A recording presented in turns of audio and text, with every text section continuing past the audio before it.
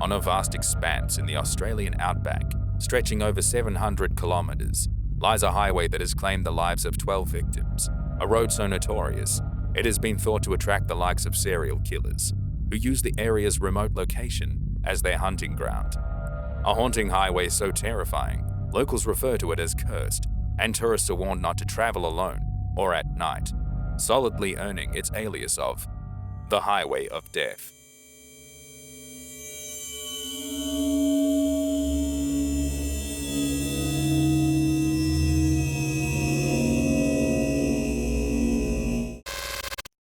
Welcome back to another episode of Shadow Matter, and today we're going to be talking about the Highway of Death in Australia, not to be confused with the Highway of Death in Kuwait and Iraq during the Gulf War. The Highway of Death in Australia is located in North Queensland, a 770-kilometre stretch of road between Townsville and Mount Isa. Its proper name of the Flinders Highway, or A6, is what most locals refer to it as. However, in the last few years, it's been known by various media sources as the Highway of Death. Its nickname, deriving from a series of unsolved murders and disappearances over 50 years, has earned it a terrifying reputation, with locals near one town referring to it as cursed.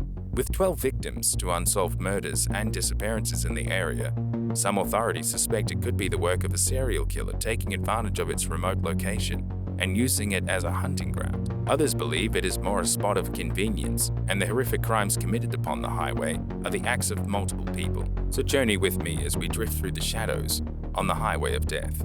The crimes discussed in this episode contain graphic information that may be disturbing for viewers and may not be suitable for younger audiences. Discretion is strongly advised. For over 50 years, authorities have been stumped by cases that surround the area of Flinders Highway in North Queensland. One theory is that a thrill killer operates along the highway. Police have come across leads to support this theory, but so far, none have been conclusive. It is possible that the crimes are committed by several perpetrators who are attracted to the area because of its vast area and remote location, making it more ideal to hide bodies and avoid detection. A few of the crimes we're about to discuss have a connection and similarities, which would lead to suspicion of a single perpetrator, in turn supporting the theory of the aforementioned possibility. So let's take a look at the cases. On the 26th of August 1970, Judith and Susan MacKay, aged 7 and 5, vanished from a school bus stop near Townsville, Queensland, and were reported missing when they didn't return home after school. 2 days later, their bodies were found in a dry creek bed at Anthill Creek, 25 kilometres southwest of Townsville. Susan was found first. A trail of footprints led searchers 70 metres to Judith's body. Investigators speculate that she tried to flee after her sister was killed. Evidence of their deaths left police and searchers horrified. Both sisters had been assaulted, stabbed, and strangled. It is believed that Judith was still alive when she was buried in the sand. Their school uniforms were found neatly folded in their school bags, and their straw hats and shoes laying beside them. The horrific nature of the crimes left locals understandably outraged. One detective working the case vowed not to go home until the killer was caught. He worked night and day at the police station, with his wife bringing him food. Unfortunately, he died 2 weeks later of a heart attack. On the day the MacKay sisters went missing, a woman living at the Aiken Vale hostel near the bus stop saw the girls getting into a brown 1963 or 64 Holden sedan with a distinctive grey-blue driver's side door. This car was then seen again parked at Anthill Creek off Flinders Highway around the time of the murders. Witnesses described the driver of the car as around 5'9" in height, dark-haired, grubby, and wearing a white t-shirt. A petrol station worker said they saw Susan MacKay in the car mentioned prior. As the worker filled up the car for an adult male driver, she states that she saw Susan with red eyes, appearing as though she had been crying. The witness also states that the older sister, Judith, asked the man, "When are you going to take us to Mummy? You promised to take us to Mummy." To which the man snapped back and told her to go back to sleep. Another witness said he confronted a man who cut him off in traffic and saw 2 girls in school uniform inside the car. 2 of these witnesses claim that the car was in fact a blue Vauxhall Victor, while the first witness claims it was a Holden. So to this confusion on the make of car, police dismissed the 2 accounts of the Vauxhall Victor and along with the media were convinced the car was a Holden. Police offered a $10,000 reward, but ultimately the case went cold for over 30 years. when Crime Stoppers received a call from a victim of a suspect known to police. But more on that later.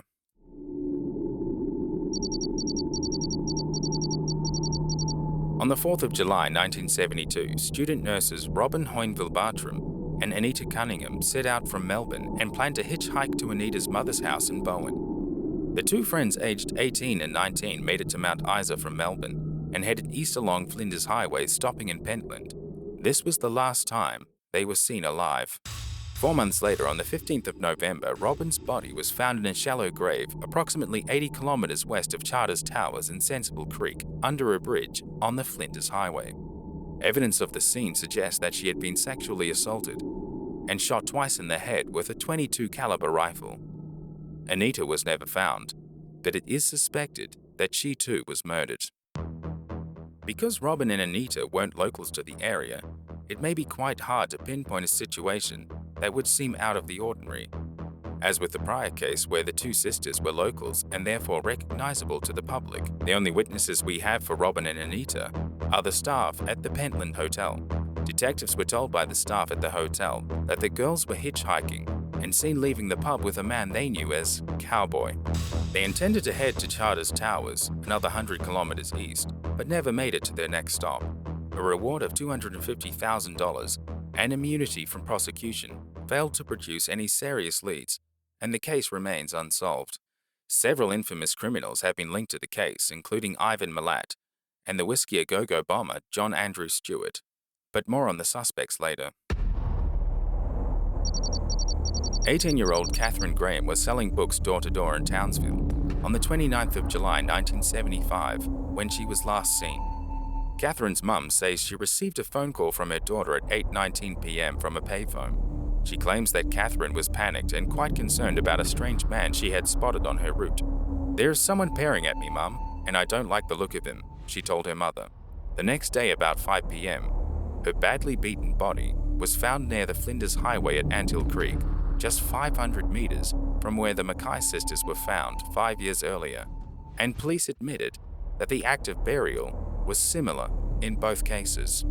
In 2019, the Queensland Cold Case Investigation Team offered a $250,000 reward and indemnity from prosecution to help generate new leads. The case remains unsolved. Karen Edwards, 23, Timothy Thompson, 31, and Gordon Twaddle, 21, set out on a motorcycle trip around Australia in 1978. The trio planned to ride from Northern Territory to Cairns and then head down to the east coast to Melbourne in time for Christmas with their families. The group was also travelling with Karen and Timothy's 9-month-old Doberman Tristy, who rode along in their homemade sidecar. They were last seen leaving Moondarra Caravan Park on October 5, 1978, after getting into a Toyota Land Cruiser of an unidentified man they had befriended. They left their motorcycles and their belongings along with their beloved dog at the campsite. The next day, their gear and motorcycles were removed, and their dog Tristy was found at the local dump. It wasn't until the 24th of October that a dog walker stumbled upon the body of Karen Edwards propped up against a tree in Spare Creek, 10 kilometers north of Mount Isa. Police searched the area and found the bodies of Timothy and Gordon in a similar way to Miss Edwards, and found that all three had been shot in the head with a .22 caliber rifle. A week later, the rest of their belongings, except for the motorbikes, were recovered at the dump. Mount Isa local Bruce JOHN Preston was caught with Timothy's motorbike, but claimed he had found it and was only charged with theft. Eyewitness accounts claim that Preston was the unidentified male driver of the Land Cruiser when the trio were last seen, but more on that soon. 20-year-old Anthony Tony Jones from Perth was on the final leg of a 6-month working holiday hitchhiking around Australia in November of 1982. He told his family and girlfriend that he had planned to meet his brother in Mount Isa on the 3rd of November via telephone call from Townsville. His parents transferred $150 to split with his brother when they would meet up, but Tony never touched his bank account, and he was never seen or heard from again. In 1983, an anonymous letter was sent to police claiming Tony's body was located in the Fullerton riverbed near Flinders Highway. After an extensive search found nothing, authorities concluded that the letter was a hoax.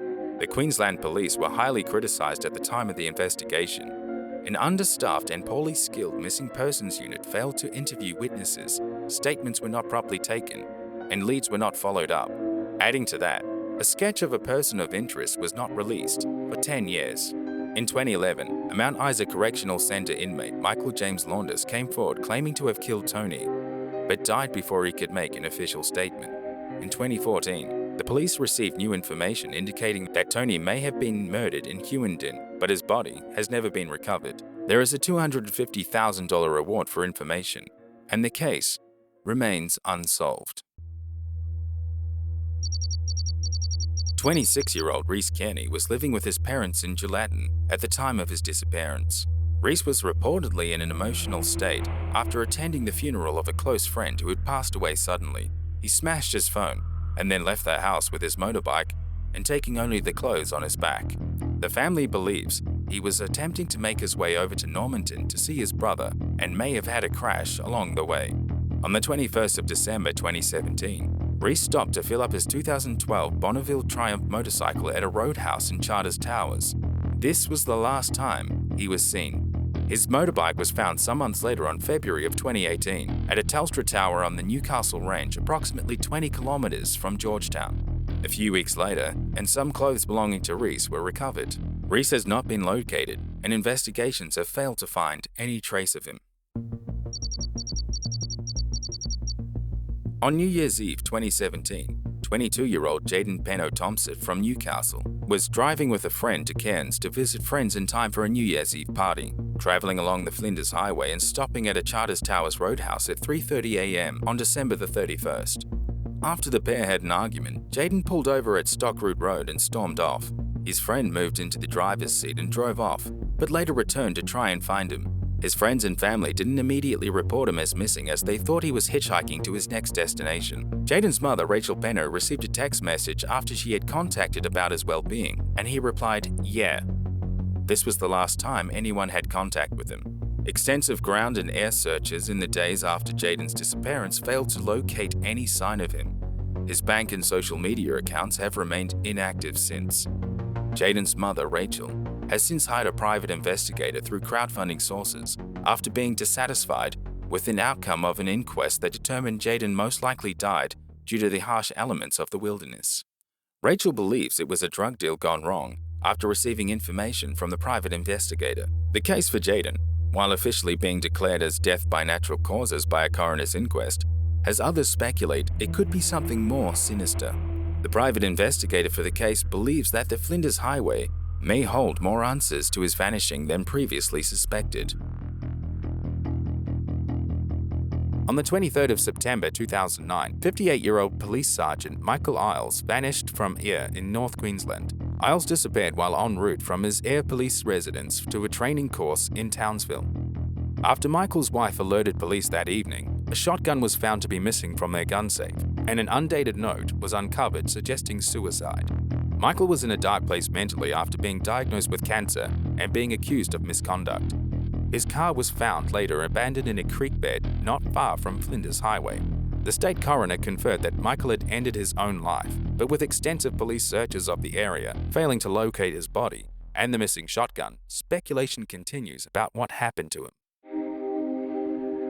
The first suspect on our list is Andy Albury, a convicted killer who was serving a life sentence for the murder of an Aboriginal woman in 1983 in Darwin. In 2014, Albury confessed to 14 murders, including that of Tony Jones, along the highway between 1970 and 1982 to Detective Les Chapman, who didn't say which cases he had claimed as his own. This confession was dismissed as Albury was known to lie about other murders he hadn't committed due to a delusional mental disorder, also adding to the fact that Andy Albury was still a child when some of the murders took place.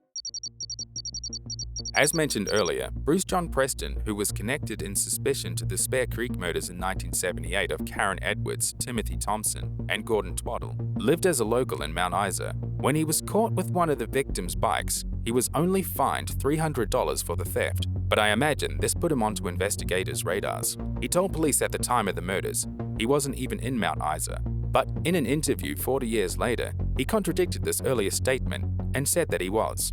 Police arrested Preston in April 2019 after following 50 leads in which witnesses claimed that the mystery man of the Land Cruiser, in which the victims were last seen, matched the description of Preston. In court the following year, January 2020, Preston was granted bail after the judge declared some of the evidence may have been exaggerated.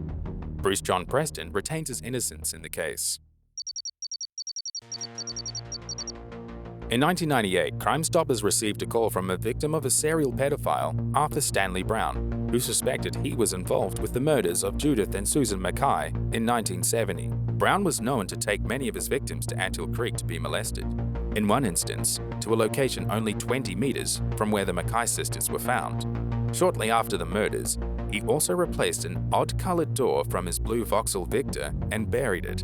He told his family he only did this because he didn't want the police bothering him. Brown was long a suspect in the case, and police charged him with the 1970 murders of the MacKay sisters. The trial resulted in a hung jury. He was declared unfit for trial because of dementia and later died in 2002.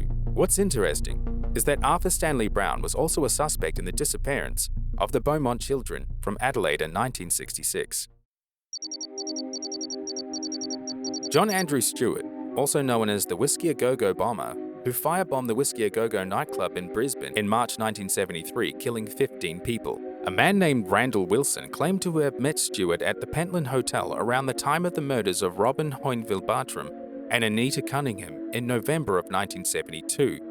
Quote, "I left him to go roo shooting about dusk, and when I got back, I found just about all my gear, including my money and 21st birthday presents, was gone." End quote. Wilson claims that Stewart also left a single pair of clothes laid out like a body. The stolen clothes and gear were later found at the Sensible Creek Bridge, very close to where Robin's body was found. Stewart was jailed for the nightclub bombing, but later died in jail in 1979, before police could question him about the murders at Sensible Creek. So while some suspect that the Flinders Highway has been terrorized by a single predator, evidence suggests that the remote area is more likely an attractive location for several killers. With the victims' range in ages and periods of time adding to that, the victims of both genders and varied causes of death would not be conclusive with the acts of a single serial killer. Or perhaps it's the highway itself that is the danger to travelers. Being so remote and isolated, if you were to be stranded there, you might find that the Outback is not so forgiving. What are your thoughts on these cases? Please let us know in the comments below. Thanks for stopping by, and as always, if you enjoyed this video or found it interesting, then please give it a thumbs up, and don't forget to subscribe to see more content like this, and hit that notifications bell to keep up to date with the latest videos. And together, we can explore the strange, the terrifying, the unknown, the shadow matter.